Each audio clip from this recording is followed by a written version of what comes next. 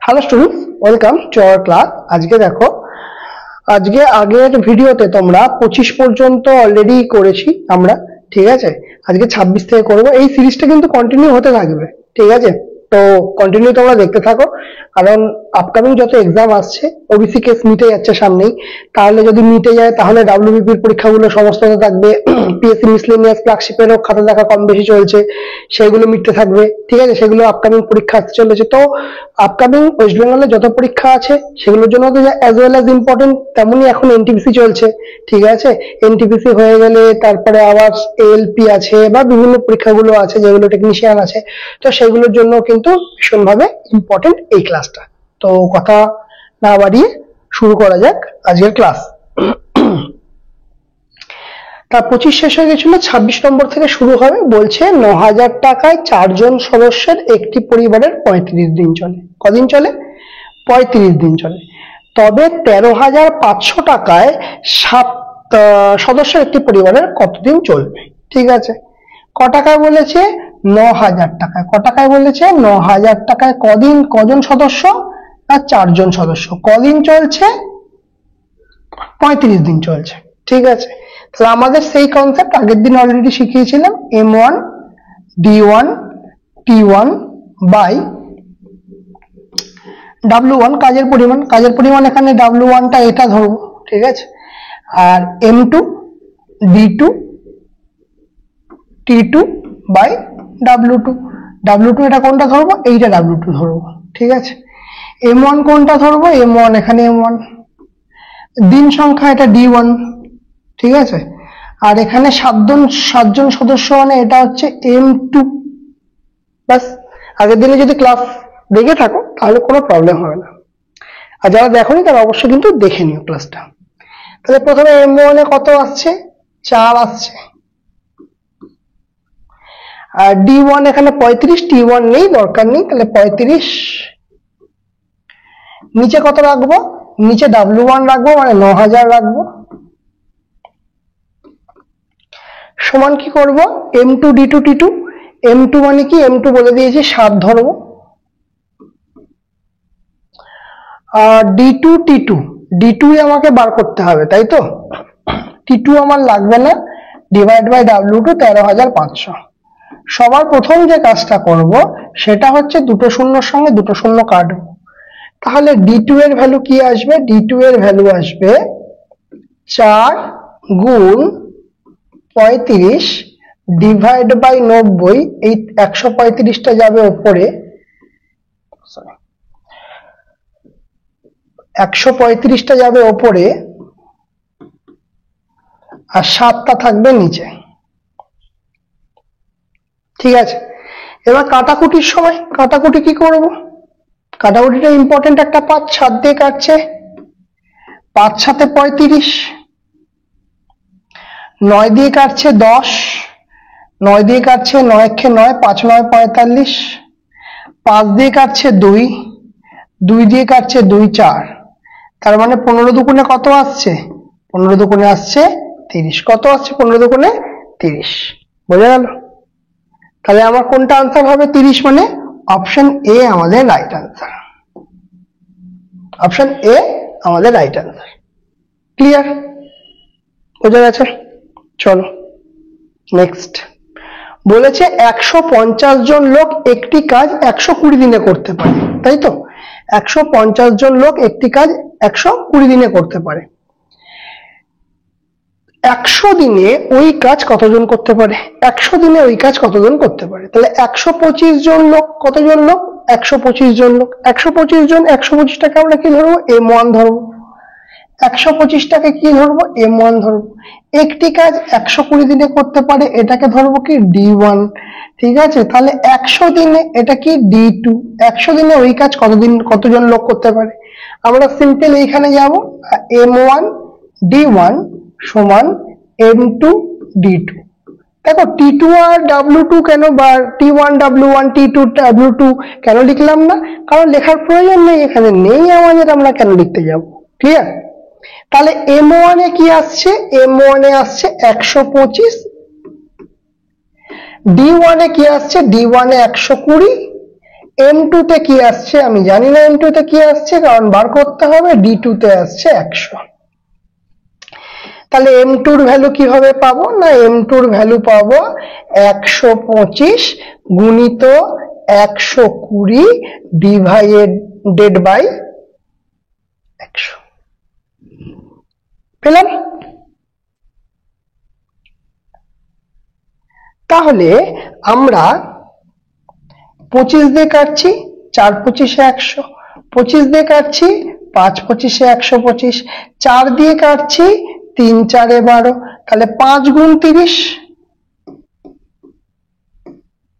তাহলে কত আসছে আমাদের আনসার? আমাদের আনসার আসছে 150। আমাদের আনসার কত আসছে? 150 জন। ঠিক, কোনো ভুল নেই এখানে। চলো নেক্সট। 28 কি বলছে? একজন ব্যক্তি, ভালো করে অঙ্কটা দেখবে, একজন ব্যক্তি মূলধনের 1/3 অংশ বার্ষিক 7% হারে, 1/4 অংশ বার্ষিক 8% হারে এবং বাকি অংশ 10% হারে বিনিয়োগ করলে যদি তার বার্ষিক আয় কত হয়? 561 টাকা হয়, তাহলে মূলধন কত? এই অঙ্কগুলোর জন্য একটা ছোট্ট জিনিস আছে। কত অংশ বলেছে? 1/3 অংশ আর 1/4 অংশ। আমরা কি করব? এই যে হরগুলো আছে এই দুটোর লসাগু করব। কি করব? লসাগু বা এলসিএম করব। এলসিএম মানে কত? 3 আর 4 এর লসাগু কত? 12। এই 12টা আমি মূলধন ধরে নিয়ে আমরা অঙ্কটা এগোবো। ঠিক, ক্লিয়ার? তাহলে 12 আমরা কি করলাম? মূলধন ধরে নিলাম।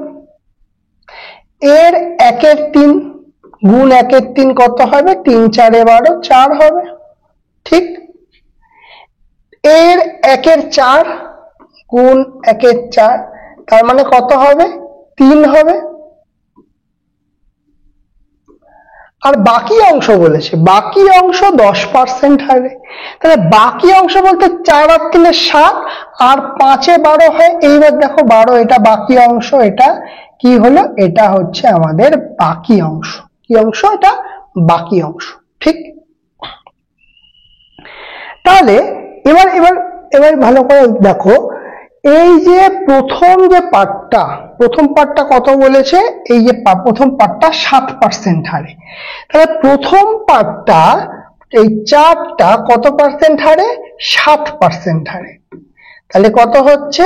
4 7 28%। ঠিক হলো?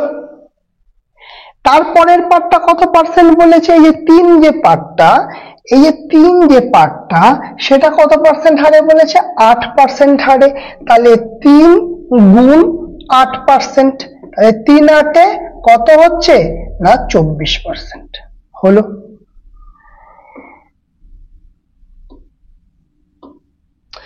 আর এই 5 পার্টটা কত পার্সেন্ট হারে? অবশিষ্ট পার্টটা 10% হারে।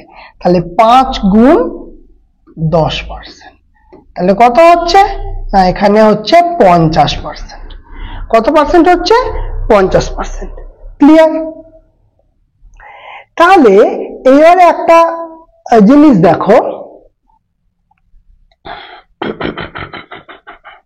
ঠিক, আচ্ছা যদি আমি সবকটাকে অ্যাড করি কত হচ্ছে? 24 2 48, 52 আর 50, মানে এখানে সব যদি আমি অ্যাডিশন করি তাহলে কত পাচ্ছি? না 102%। এইটা মানে কত? 561। ঠিক কি ঠিক নয়? তাহলে আমার দরকার কি? 12%। তার মানে কথাটা অ্যাকচুয়ালি কি? 12%, 12 মানে কি? 1200%। ঠিক মানে, তাই না? 1 মানে যদি 100% হয়, 12 মানে কত হয়? 1200%। তাহলে আমরা বার করব কি? না 1200%-এর হিসাব বার করব। কত পার্সেন্টের বার করব? 1200%। কেন? কেন 1200 বার করব? কারণ আমাদের কি চেয়েছে? মূলধন চেয়েছে। মূলধন চেয়েছে। মূলধন তো আমরা এটাকে নিয়েছি এখন, তাই না? এই এলসিএম করে মূলধন পেয়েছি, এটা তো মূলধন পেয়েছিলাম, তাই না? এটা কি পেয়েছিলাম? মূলধন পেয়েছিলাম। তাহলে 1200 মানে কি? 561 ডিভাইড বাই 102 গুণিত 1200। তাহলে কাটাকুটি করতে হবে। কি করে কাটাকুটি করা যায়? 102 আছে, 2 আর 1 এ 3, 5 6 12, 3 দিয়ে কাটছে, 3 3 3 এ 9, 3 4 এ 12, 3 দিয়ে কাটছে, 3 দিয়ে কাটছে, 3 1 এ 3, 26, 3 8 এ 24, আর এটা তো 1, 21, 3 7 এ 21, 17 দিয়ে কাটছে, 17 2 এ 34, 17 দিয়ে কাটছে, 17 1 এ 17, 17 1 এ 17, 2 দিয়ে 1200 কাটছে 600। তাহলে কি আসছে আমার? 11 গুণ 600। তার মানে আনসার কত আসছে? 6600। কত আসছে আমার আনসার? 6600। কত আসছে আনসার? 6600। বোঝা গেল? ক্লিয়ার হলো? চলো নেক্সট। কি বলেছে? বলেছে যে শতকরা কত সুদে 360 টাকা 5 বছরে কত হবে? 522 টাকা হবে। কত সুদে, তাই তো? তো 360 টাকা হবে 522 টাকা, তার মানে সুদ কত হবে না? 522 টাকা সুদ হবে 360 টাকার উপর। তাহলে বিয়োগ করলে কত? 2, এখানে 6, এখানে 162 টাকা। তাহলে 162 টাকা আমরা সূত্র কি জানি? আই মানে সুদ, I is equal to PTR by 100। P মানে কি জানো? আসল। টি মানে সময়, আর মানে সুদের হার। আমাকে এই আরটাকে বার করতে দিয়েছে, তাই তো? তাহলে আই কত? I I I I I হচ্ছে 162। পি কত? পি হচ্ছে 360। টি কত? টি হচ্ছে 5, আর আমাকে বার করতে হবে ডিভাইড বাই 100। সবার প্রথম কথা, এই 0 0 কাটবে, 5 2 10 কাটবে, এখানে 18 কাটবে। ঠিক আছে, বোঝা গেছে? তাহলে আমরা ভ্যালু কি পাবো? আর এর ভ্যালু হচ্ছে 162 বাই 18। কাটাকুটি করব, 18 9 162 হয়।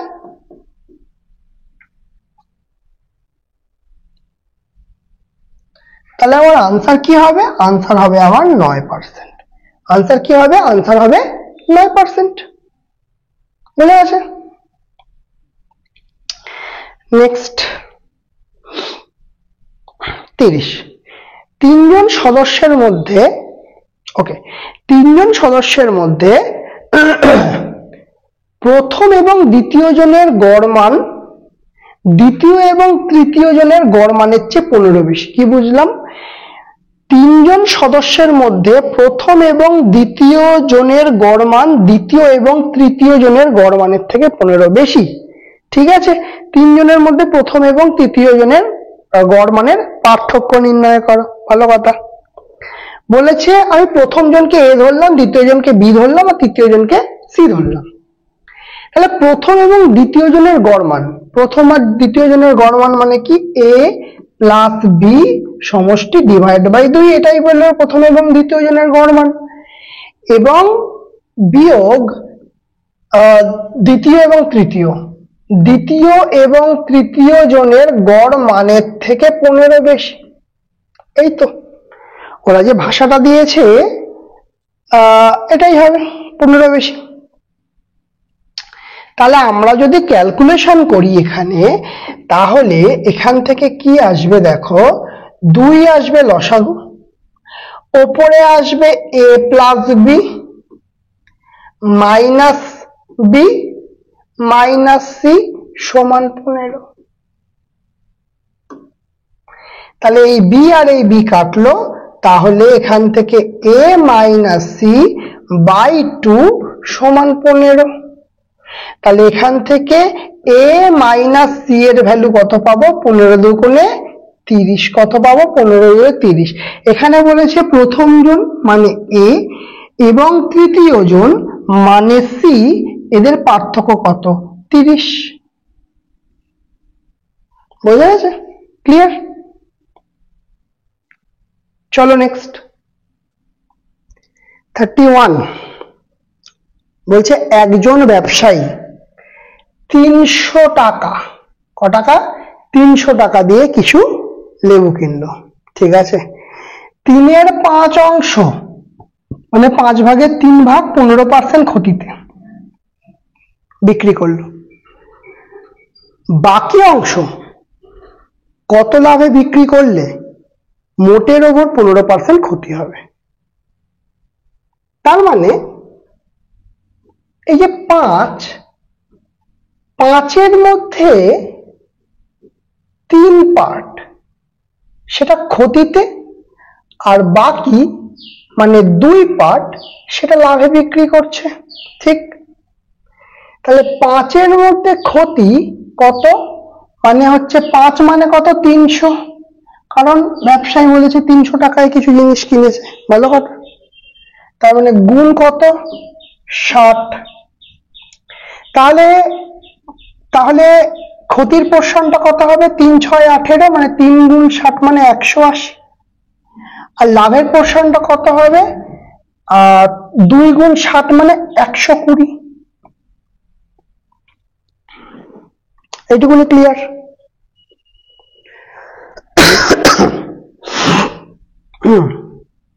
এতখানি মিটলো। এবার এই পার্টটা বলছে 15% ক্ষতিতে বিক্রি করছে, ঠিক? কত না 180 পোর্শনটা 15% ক্ষতিতে বিক্রি করছে। 180 পার্টটা 180 যে পার্টটা সেটা 15% ক্ষতিতে বিক্রি করছে। 0 0 কাটলো, 3 5 15, 5 2 10, 2 9 2 18। তাহলে কতই বিক্রি করছে 27 টাকা কমে বিক্রি করছে। মানে 180 প্রোডাক্টটা 180 যে প্রোডাক্টটা সেটা 27 টাকা কমে বিক্রি করছে। 7 8 9 10, 17 হলো 1 2 3 5 6 7 8, মানে কত 153-তে বিক্রি করছে। ক্লিয়ার? কতই বিক্রি করছে 153-তে। এবার দেখতে হবে ওভারঅল আমার দাম কত 300 টাকা। ওভারঅল দাম কত আমার, ওভারঅল দাম 300 টাকা। ও সর্বসাকল্য মিলে কত করছে না 15 টাকা ক্ষতি হচ্ছে। সর্বসাকল্য মিলে কত হচ্ছে 15 টাকা ক্ষতি হচ্ছে। তার মানে এটা শিওর যে পুরো 300 টাকার প্রোডাক্টটা 285 টাকায় বিক্রি করছে, তাই তো? 300 টাকার প্রোডাক্টটা 285-তে বিক্রি করছে, আর প্রথম যে ক্ষতির পোর্শনটা সেটা অলরেডি 153 টাকায় বিক্রি করছে, সেটা অলরেডি 153 টাকায় বিক্রি করছে। তাহলে বিয়োগ করলে কত আসছে, এখানে 2 5 6 7 8 132 টাকায় বিক্রি করতে হবে। কোনটা 132 টাকায় বিক্রি করতে হবে 120-র প্রোডাক্টটা। 120-র প্রোডাক্টটা 132-এ বিক্রি করলে তবেই আমার গিয়ে 15% ক্ষতি হবে, ঠিক? তাহলে 120-র প্রোডাক্টটা কতই বিক্রি করতে হবে 132-এ। লাভ কত হবে 12 টাকা লাভ হবে। ক টাকা লাভ হবে 12 টাকা। 12 টাকা লাভ কতই হবে 120-তে হবে।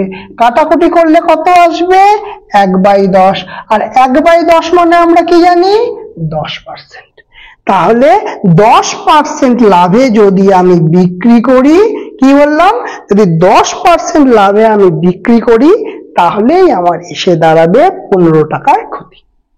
ক্লিয়ার? অঙ্কটা কিন্তু ভালো অঙ্ক, অঙ্কটা যথেষ্ট ভালো অঙ্ক, এবং সবচেয়ে বড় কথা পরীক্ষায় আসা অঙ্ক। এরকম অঙ্ক কিন্তু পরীক্ষায় আসবে। এনটিপিসির পরীক্ষা 5 তারিখ থেকে শুরু হচ্ছে, এরকম অঙ্ক পাবে। চলো, এক ব্যক্তি দুটি সমান মূলধন যথাক্রমে 8% হারে 6 বছরের জন্য এবং 10% হারে 3 বছরের জন্য রেখে দেখলেন সুদের পার্থক্য হচ্ছে 1800 টাকা হয়েছে। তাহলে প্রতিটি মূলধন কত টাকা হিসাব করো।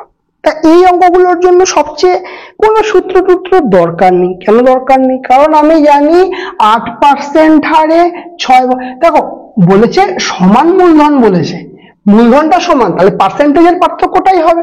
তাহলে 6 8 48, 6 8 48%, আর 3 10 এই যে 10% হারে 3 বছর, 3 10 30%। এদের বিয়োগফল কত হচ্ছে না 18%। আর এই 18% মানে কি? এই 18% মানে কি? 18% মানেই বলে দিয়েছে 1800 টাকা। 18% মানে কি বলে দিয়েছে? 1800 টাকা। ঠিক আছে, তাহলে 100% মানে কত হবে? মানে 1800 ডিভাইড বাই 18 গুণ 100, তাহলে কত হচ্ছে 100। তার মানে এখানে 10,000 আমার আনসার। কত আনসার? বি, 10,000 আমার আনসার। ক্লিয়ার? বোঝা গেল? নেক্সট, 6,000 টাকার 2 বছরের চক্রবৃদ্ধি সুদ 615 টাকা। কি বলছে? চক্রবৃদ্ধি সুদ কত বলে দিচ্ছে না 615 টাকা। ঠিক, তাহলে সুদের হার কত? সবচেয়ে মজার জিনিস, যদি আমরা সুদ আসল বার করতে চাই, 2 বছর পরে সুদ আসল বার করতে চাই, তাহলে কি করব না 6,000 যোগ 615, তার মানে 6,615 টাকা হচ্ছে আমার 2 বছরের সুদ আসল। 2 বছরের সুদ আসল। যখন 2 বছরের চক্রবৃদ্ধি সুদ বার করতে চাইবে, তখন সুদের হার কিভাবে বার করবো তার একটা সহজ ট্রিক্স আছে।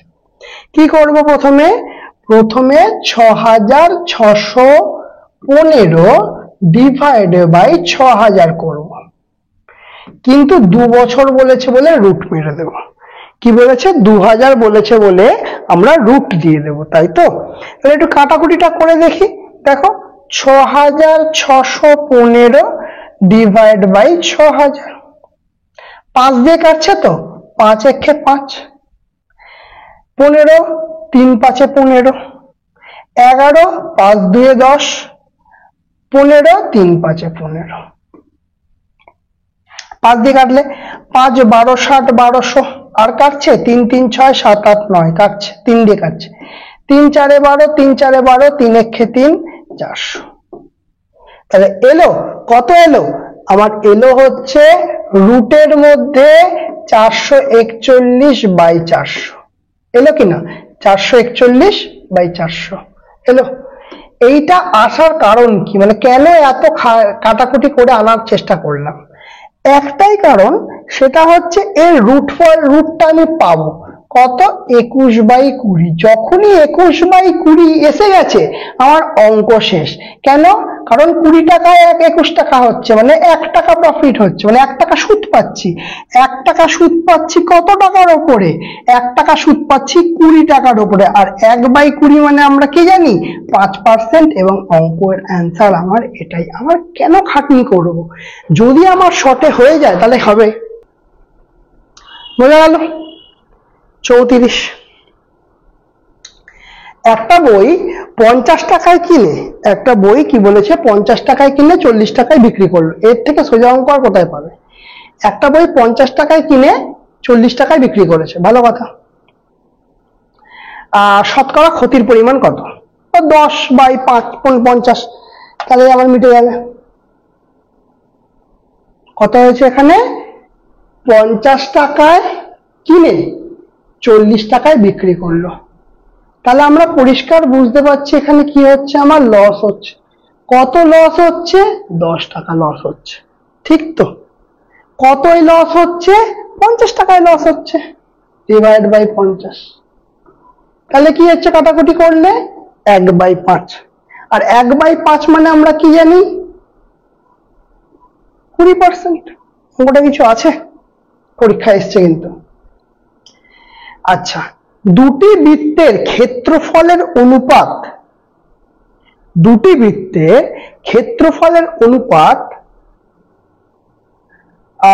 4:1 হলে, ঠিক আছে, 4:1 হলে ব্যাসার্ধের অনুপাত কত? দুটি বৃত্তের ক্ষেত্রফলের অনুপাত।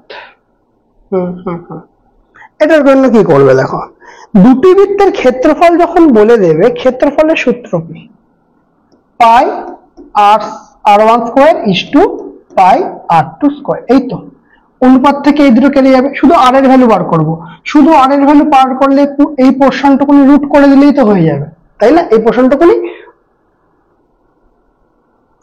তাহলে কিভাবে করব, 4:1 দিয়েছে, কত দিয়েছে, 4:1 দিয়েছে, ঠিক।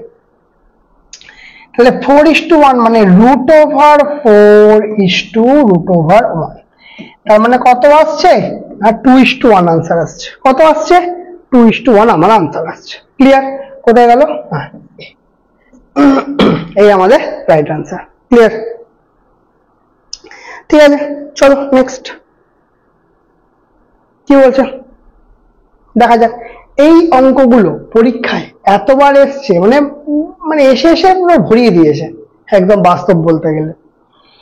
বলেছে যে একটি ব্যাগে 1 টাকা, 50 পয়সা আর 25 পয়সা মুদ্রার সংখ্যার অনুপাত 2:3:1। তাদের মূল্যের অনুপাত কত? ভালো করে দেখো কি বলেছে,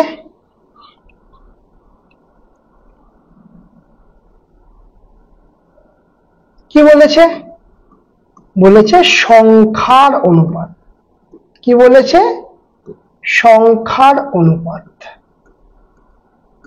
কত না 2:3:5।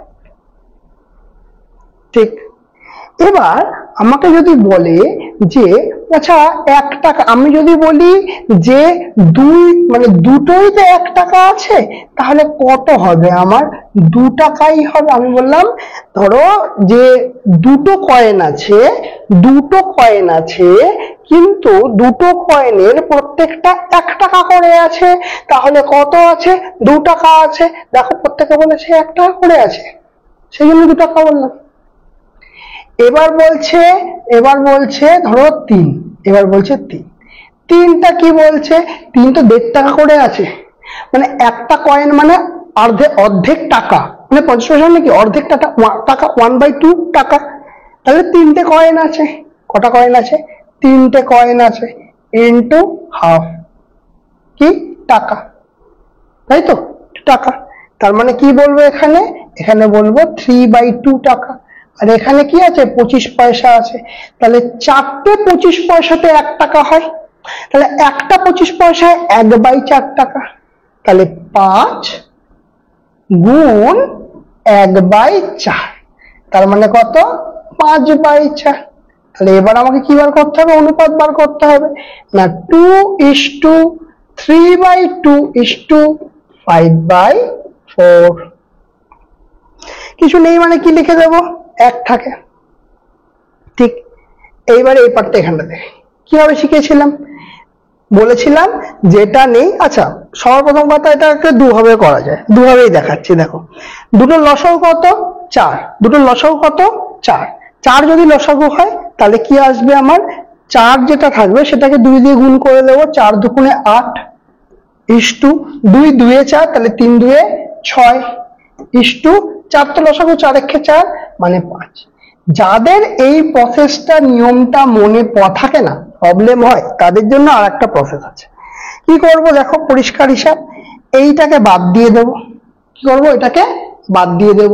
তাহলে বাদ দেওয়ার পর কি করব, এই দুটো পার্ট গুণ করব, 4 দুগুণে 8 8 দুগুণে 16 ইস্টু এই এবার যখন এটা হিসাব করব, এই পার্টটাকে পাততে হবে, এই দুটো গুণ করব, 4 1 4 3 4 12 ইস্টু তারপরে যখন এই পার্টটাকে করব, এই 4টাকে বাদ দেব, 2 1 2 5 2 10, 2 দিয়ে কাটলে 8, 2 দিয়ে কাটলে 6, 2 দিয়ে কাটলে 5। আমার উত্তর কিন্তু সেমই আসবে, উত্তর নিয়ে কোনো মাথা ব্যথা নেই কিন্তু আমাদের। চলো নেক্সট কি বলেছে, এ বি কে 8% হারে 4 বছরের জন্য 1200 টাকা এবং সি কে 5% হারে 6 বছরের জন্য কিছু টাকা ধার দিয়ে মোট 984 টাকা সুদ পেয়েছে। তাহলে সি কত টাকা ধার দিয়েছে, এ বি কে 8% 8% হারে 4 বছরের জন্য 1200 টাকা, আর সি কে 5% হারে 6 বছরের জন্য কিছু টাকা ছাড় দিয়েছো।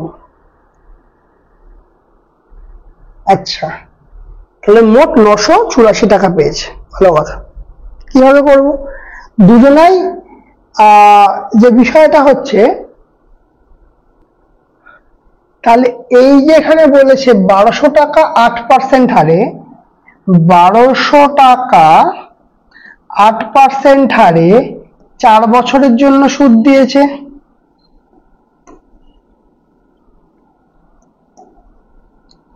তাহলে 12 গুণ 4 8 32, 12 দুগুণে 24 4, হাতে রইল 2, 3 12 36, 37 38।